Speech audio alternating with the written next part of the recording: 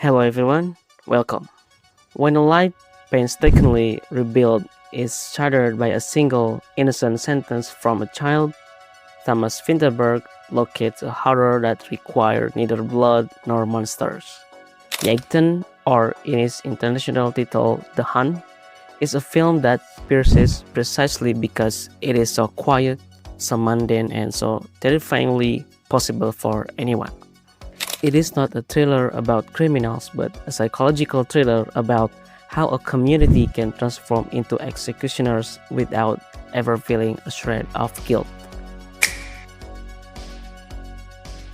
The title The Hun is not merely an aesthetic appendage. It is a complete metaphor that frames the entire narrative. On the surface, the title refers to the deer hunting tradition practiced by the men of the small Danish town, a ritual signifying camaraderie, friendship, and acceptance within the community. The film opens with a scene of the men swimming naked in the lake, laughing and drinking together. All these symbols of convivial masculinity. And the film closes with the same hunt, 1 year after Lucas has been declared innocent. However, the true hunt is not for deer. The title reverberates with how Lucas himself becomes the deer hunted by his own community. He is stalked not with rivals but with suspicious glances, whispers, severity, and eventually physical violence. The bitter irony is that these hunters are the very people who once called him their friend. Vinterberg cleverly inverts the meaning. The hunters turn into hunters of men, and the prey is the most innocent person among them. This metaphor sharpens when we realize that what is destroyed is not merely Lucas' reputation, but his entire process of healing. At the film's start, he is a recent divorcee, fighting for custody of his son, and has just landed a job as a kindergarten teacher. There is hope in his eyes, then it all vanishes, not because he did anything wrong, but because of a lie born from the mouth of a child who does not even understand the weight of what she is saying.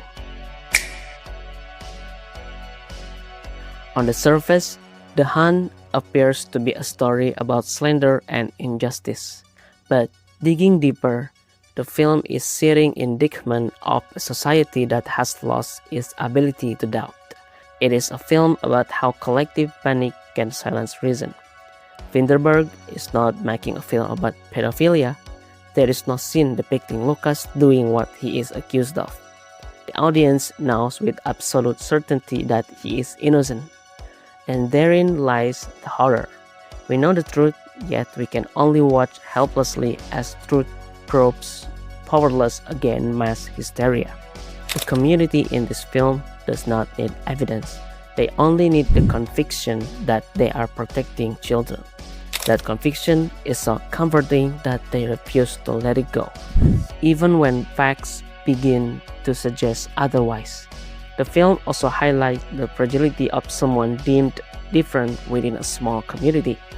Lucas is the only male teacher at the kindergarten, a divorced man living alone, a profile that is unremarkable under normal circumstances, but once an accusation arises, all his peculiarities morph into proof. Society seeks justification for the suspicion, and suddenly, everything about Lucas becomes incriminating. One of the pillars supporting Lucas' destruction is the deeply ingrained belief that, say, children do not lie. In a heartbreaking scene, Theo, Klara's father and Lucas' best friend, says with absolute certainty, he said, "I know my daughter, she never lies." This statement represents the entire community. The film deconstructs his naive belief with brutal precision. Klara is not lying in the adult sense.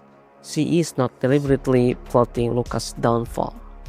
Her lie is born from confusion, from a childish heart wounded by the rejection of her puppy love, and from what she has absorbed from her environment.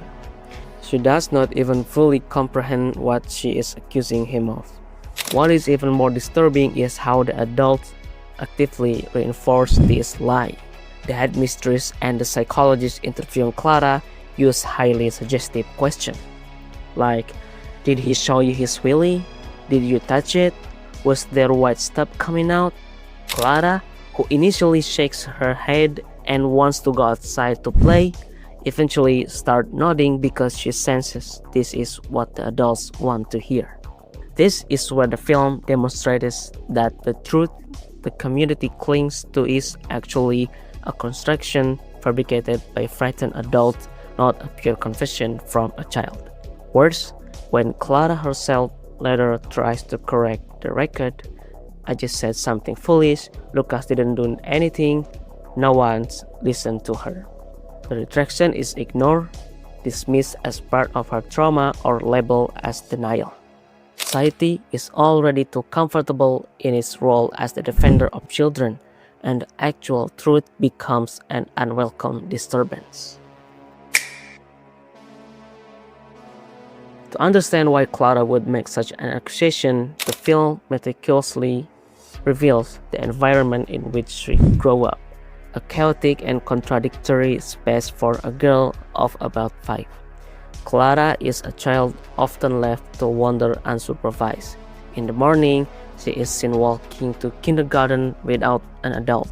At home, she witnesses her parents, Theo and Agnes, fighting loudly and slamming doors.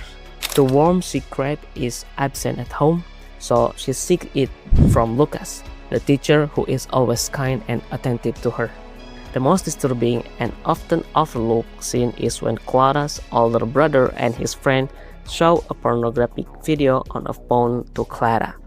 Shockingly, when this occurs, the brother is neither angry nor panicked about being caught. His reaction is flat, as if showing such material to his very young sister is perfectly normal. This becomes the raw material for Klara's imagination. When she later feels upset with Lucas for rejecting her kiss, the memory of this explicit image fuses with her wounded emotion, and out comes a story about a stiff rod that shocked the headmistress. Klara does not fabricate from a vacuum. She assembles what she has seen and experienced, and then, with a push from panicked adults, the story transforms into an accusation that destroys a man's life. She is both a victim and a tool, and the toxic environment around her is the factory producing that confusion.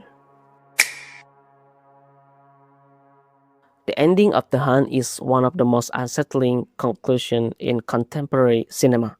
1 year has passed, and Lucas appears to have been welcomed back. He attends the ceremony celebrating his son Marcus' initiation into the hunting community. There is laughter, hugs, and small talk. For a moment, we want to believe the wounds have healed. Then comes the hunting scene. Lucas walks alone among the trees. Someone, we never discover who, aims a rifle at him from a distance. A shot is fired, striking the tree trunk right beside Lucas' head. He flinches, turns, and sees the silhouette of someone who immediately disappears. The sunlight is blinding. The shooter's face is obscured. Lucas stands frozen, his breath ragged, and the film cuts to black. Director Thomas Vinterberg deliberately refuses to reveal the shooter's identity.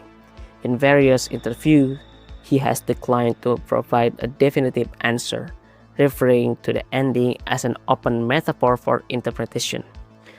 Mikkelsen himself stated in an interview that the preceding scene, where Lucas notices his friends looking at him in a strange and inscrutable way, is the moment Lucas realizes he will never truly be accepted. The shot is merely confirmation. He may be free legally, but in the mind of the community, he will forever remain a suspect. Was the shot intentionally a miss? Almost certainly yes. The shooter could have killed Lucas if they want to. The range was close, the position advantageous, and Lucas was unaware of their presence. The shot is a message, a warning. You may be here, but you are not safe. We are still watching you. The hunt is not over. Who is the shooter? It could be anyone. It could be Theo, who has not fully forgiven. It could be Klara's brother or nursing a grudge. It could be a neighbor who still believes Lucas is guilty, or it could be anyone representing the community as a whole. Because we do not know, the fear becomes universal. Lucas' enemy is not a single person. His enemy is the collective inability to truly forgive and forget. With that shot, Vinterberg refuses to offer comfortable closure. He forces the audience to acknowledge a bitter truth. The wound of Slander never fully heals. Like the shooter's shadow vanishing into the sun, suspicion will always lurk in unseen corners. Lucas may have survived today's hunt, but he must live with the awareness that the next bullet could come at any moment. The Hunt is not an entertaining film, it is a mirror thrust into our faces, reflecting the fragility of the civilization we pride ourselves on. Within every community, behind the smiles and warm embraces, lies the potential to morph into a lynch mob, and when that hysteria erupts, truth is the first casualty. Klara is not a monster. The townspeople are not inherently evil. It is precisely because they are ordinary with all their fears and prejudices that this story is so terrifying. They are us, and the shot at the end of the film is a reminder that we are all, under the right condition, capable of becoming the hunters we do not recognize in ourselves.